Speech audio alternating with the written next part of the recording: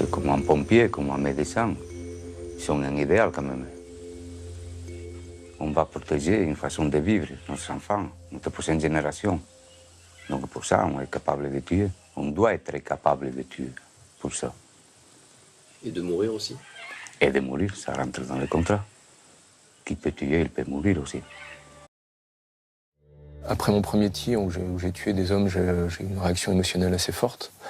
Et je me suis demandé si, avec l'habitude, entre guillemets, c'est-à-dire qu'en continuant à tuer des hommes, si cette réaction allait être de plus en plus faible jusqu'à être nulle.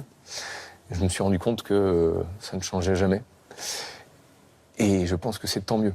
Rester humain, je pense que c'est le plus important pour un soldat. Rester humain, c'est continuer à agir en conscience, c'est continuer à écouter sa morale, une certaine éthique, c'est continuer à écouter son instinct et ne pas devenir une machine à tuer. Tuer, c'est quelque chose de facile aujourd'hui avec nos armes. Mais c'est très difficile à accepter. C'est très difficile. En fait, ce qui est difficile, c'est de l'accepter dès lors qu'on n'a pas la sensation de réciprocité du danger. On accepte de donner la mort parce qu'on a accepté de mourir soi-même. Si on casse cet équilibre, ou si on a la sensation qu'il est cassé, parce que effectivement, je risquais ma vie aussi en étant en vol à 50 mètres au-dessus d'eux, mais on a un tel sentiment d'invulnérabilité dans le Tigre qu'on a la sensation que cette réciprocité du danger n'est plus là. Et finalement, on a l'impression de commettre un assassinat. C'est pas le cas.